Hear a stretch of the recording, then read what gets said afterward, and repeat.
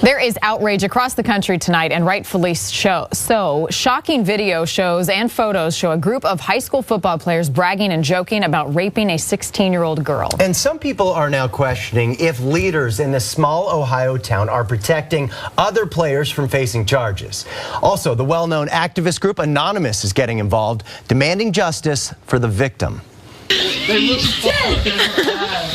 On the video, you hear a group of high schoolers giggling about a 16-year-old girl who was unconscious. They're trying to help a dead girl. That's like trying to help wood turn into stone. She's deader than OJ's wife. Much of what is said in the 12-minute video is just too graphic for television. They talk about urinating on the girl and gang raping her. That's like rape. It is rape. Bro, they raped her. You know you do it? Bro. They raped her. What if that was your daughter? But it isn't. If that was my daughter, I wouldn't care. I'd just let her be dead. It happened in Steubenville, Ohio last summer. Internet posts said the girl was drugged, taken to a series of parties, and repeatedly sexually assaulted over several hours while others watched. So far, 2 high school football players have been charged with rape. Many believe more students were involved, but in this close-knit steel town that puts football players on a pedestal, no witnesses ever came forward. And joining us in studio to talk more about this is best-selling author Dr. Greg Jantz. Great to see you. Thanks for being here. Thank you. This is a difficult one. It is. How should we react to seeing this video? Well, first of all, there's a shock. There's absolute shock because you think, what is going on in the minds of these kids that they'd even get to that part?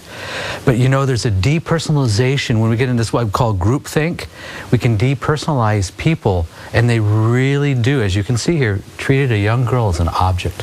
And you hear that in the video. You clearly hear that. Absolutely. The crime itself is so disturbing. The reaction is so disturbing, and that's what you're hitting on. Yes. The way they joke about it, and the way they joke about her potentially being dead.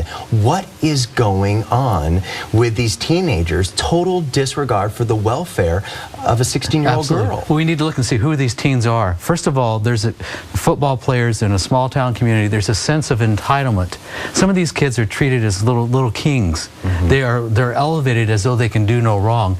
And also, some of them are used to getting away with things. And so I can do this, as outrageous as it is, depersonalize the situation or a person, and treat it as though it is a non-human being. And it sounds like football is a huge deal in that town. They have a 10,000 These are the heroes. You're right. Yes. It's a depressed town in steel country. Who can do no wrong. Right. Who've been elevated. And so what happens is they create their own set of rules. And you think that speaks to their psyche? Oh, absolutely. And the rules don't apply to us. We are special. So if I'm sitting at home and I'm a parent, Right. I'm thinking, how would my child react in this situation? Yes. Even if they are younger, I hope to raise them in a way that if they're at a party Right. and they see something that's going wrong, they would react to turn it around and make it a right, to stop the action from happening. How do we teach our kids to do that? Oh, it's so important. We've got to teach them they don't go along with this group think, the mob mentality. You never follow the group. Here's what you need to be aware of. There's always an initiator, a group leader that others will rally behind and go with. Don't go that direction. But how do you help them make those decisions? Yes. Because look, the peer pressure is great. But I'll tell you what, these kids are going to jail. They're going to prison. The consequences are way too great. Plus, what they have done, they don't even have a full understanding, really, of what they've done. So I'm guessing when the situation comes up, they need to be prepared for that. Yes, absolutely. Do you talk to them about what happened in this case? I mean, obviously, if you have little kids, you don't want to talk to them about this case because the details are disturbing. But how do you talk to them about this case, and what do you say to your kids about Well, first of all, when you go to a party or function, you never take a drink any other kid gives you. There's just some basics to follow, okay? Because the drink could have drugs put into it, obviously. So we do some common sense things. Plus, we decide ahead of time who are we hanging out with and who are we going to be with versus who are we going to follow. Does that mean picking your kids' friends? Well, I think first of all we need to know who those friends are. And there are times, too, I think that it's okay to say, no, this is not a healthy situation. From what I know about this party, this is not one you're going to go to. Watch what they're doing. I think we've got to have those boundaries. Okay. Dr. Greg Jantz, always good to see you. Thanks for the information.